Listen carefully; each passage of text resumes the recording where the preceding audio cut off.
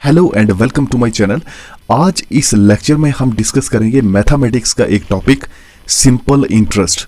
तो simple interest के बारे में डिटेल में जानेंगे आज इस वीडियो में। सो प्लीज वीडियो में एंड तक जरूर बने रहना ताकि आपको अच्छे से समझ आ सके इस टॉपिक की। देखिए, हमारी डेली लाइफ में अगर हम बात करें तो बड़ी बड़ी ट्रांजेक्शन्स हम करते हैं, डिपॉजिट भी करवाते हैं, बहुत सारा पैसा हम निकलवाते भी हैं, विदड्रॉ भी करते हैं। हमें पैसे की जरूरत होती है, हम अपने पास भी जमा करते हैं और पैसा कुछ हम दूसरों को भी देते हैं। अब देखिए, इसके लिए हमें पैसे की ज़रूरत होती है। हम उधार लेते हैं, मान लो बैंक से ले लिया, किसी इंडिविजुअल या फिर किसी आदमी से ले लिया, एजेंसी से ले लिया।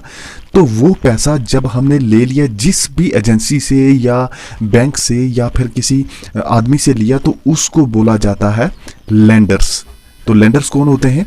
लेंडर्स होते हैं वो जिनसे हम पैसा लेते हैं। वो बैंक भी हो सकता है, वो कोई इंडिविजुअल भी हो सकता है, वो एजेंसी भी हो सकती है, उसको लेंडर कहते हैं।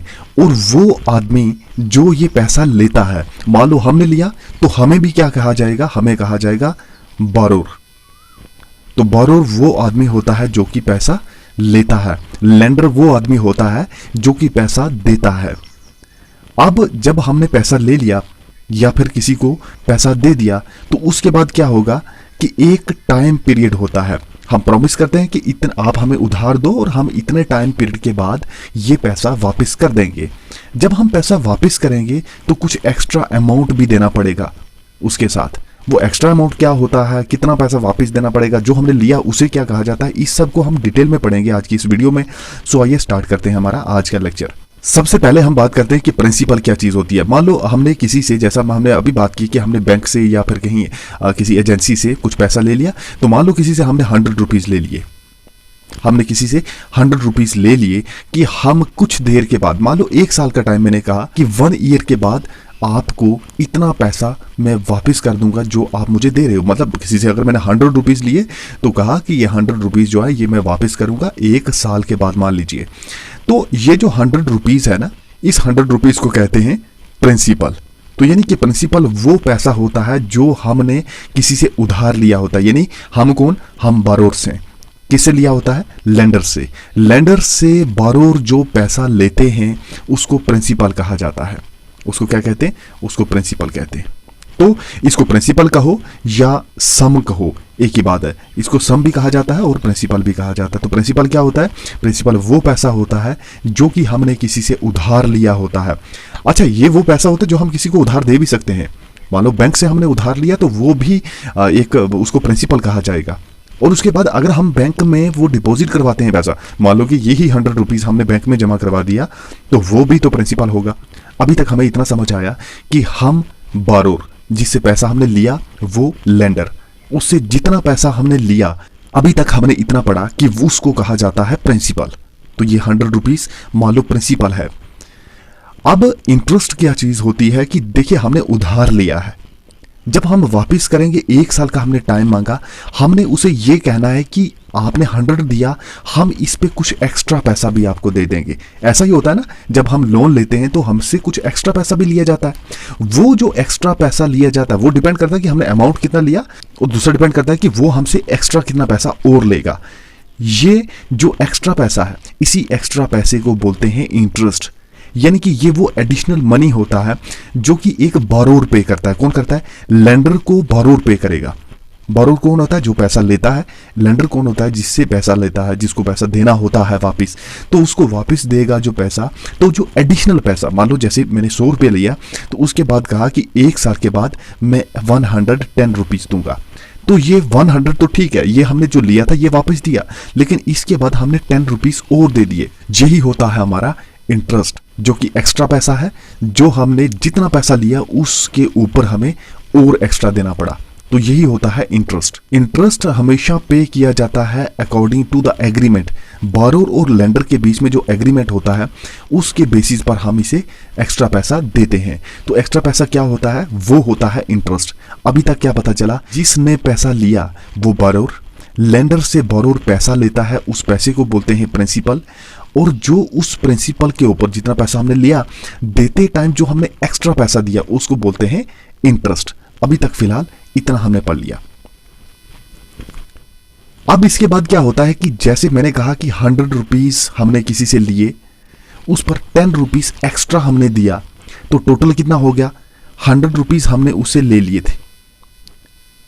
अब उस पे 10 रुपीज जो है अभी हमने पढ़ा कि ये प्रिंसिपल में हमने और इंटरेस्ट आ गया, तो इंटरेस्ट भी हमने दिया तो टोटल बन गए हमारे पास कितने, 110 रुपीज। तो ये जो 110 रुपीज हैं इसको कहते हैं अमाउंट, ठीक है, इसको बोलते हैं अमाउंट। तो क्या था हमारे पास प्रिंसिपल था, उसके बाद हमने कुछ इंटरेस्ट दिया वापस जब पैसा किया, तो ये टोटल क्या बन के गया, ये अमाउंट बन गया। तो अमाउंट क्या होता है, जब आप प्रिंसिपल के अंदर इंटरेस्ट को ऐड करो तो बनता है अमाउंट। यही है यहां पर अमाउंट किसके इक्वल हो गया, अमाउंट होता है प्रिंसिपल प्लस इंटरेस्ट, दोनों को ऐड करोगे अमाउंट बन जाएगा, यानी कि वो पैसा बन जाएगा जो आपने प्रिंसिपल पर एडिशन करके जो टोटल हुआ वो दिया आपने, उसको अमाउंट कहते हैं। ए अमाउंट के लिए हो, पी अगर आप मानो प्रिंसिपल और आई अगर इंटरेस्ट को मानो, तो A is equal to P plus I. ये फॉर्मूला होता है अमाउंट फाइंड करने का। अगर हमारे पास प्रिंसिपल है, इंटरेस्ट है, तो हम अमाउंट को फाइंड आउट कर सकते हैं कि कितना अमाउंट हमें वापस देना पड़ेगा। तो ये था अभी तक जो हमने पढ़ा। अभी तक हमने पढ़ा कि बोरोर किसको बोलते हैं, लेंडर किसको बोलते हैं, प्रिंसिपल क्या होता है, इंटरेस्ट क्या होता है और अमाउंट क्या होता है। अब आइए जानते हैं कि सिंपल इंटरेस्ट क्या चीज होती है।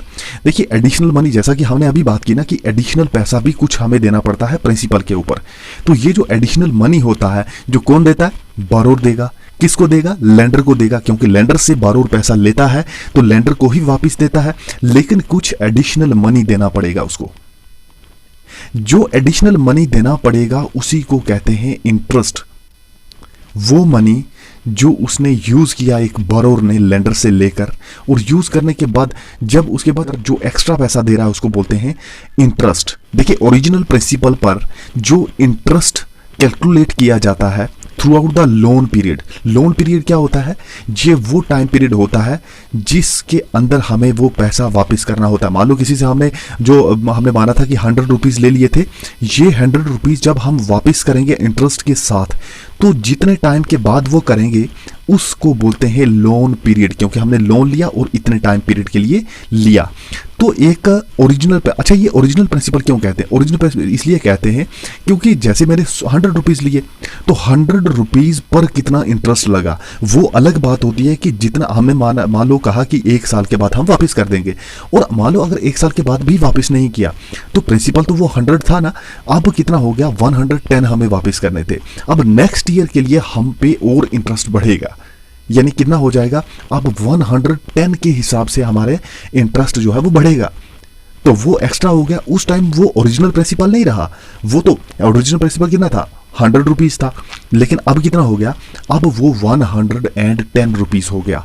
तो प्रिंसिपल 110 होगा नेक्स्ट ईयर के लिए। ये सिचुएशन कब आती है, ये सिचुएशन तब आती है जब हम पैसा वापस नहीं कर पाते दिए गए टाइम पीरियड, ये जिसको बोलते हैं लोन पीरियड के अंदर अगर हम वो पैसा वापस नहीं कर रहे तो इसका मतलब कि जब हम पैसा वापस करेंगे तो वो ओरिजिनल प्रिंसिपल पे इंटरेस्ट नहीं होगा, वो अलग बात है, वो कंपाउंड इंटरेस्ट होता है। ये हम आगे आने वाले लेक्चर्स में डिस्कस करेंगे, लेकिन अभी फिलहाल आप इतना जान लो कि जो सिंपल इंटरेस्ट है ये क्या है, ये कैलकुलेट किया जाता है ओरिजिनल प्रिंसिपल के ऊपर। तो ओरिजिनल प्रिंसिपल क्या, 100 रुपीज, एक स्पेसिफाइड टाइम पीरियड है, मान लो 1 ईयर का है, उसके बाद हमें 110 रुपीज देने हैं, ये हो गया हमारे पास जो 10 रुपीज है, ये सिंपल इंटरेस्ट आ गया। क्यों सिंपल इंटरेस्ट आया, सिंपल इंटरेस्ट इसलिए आया क्योंकि ये ओरिजिनल प्रिंसिपल के ऊपर है। तो याद रखिए जब भी ओरिजिनल प्रिंसिपल के ऊपर जो इंटरेस्ट हम देते हैं उसको बोलते हैं सिंपल इंटरेस्ट।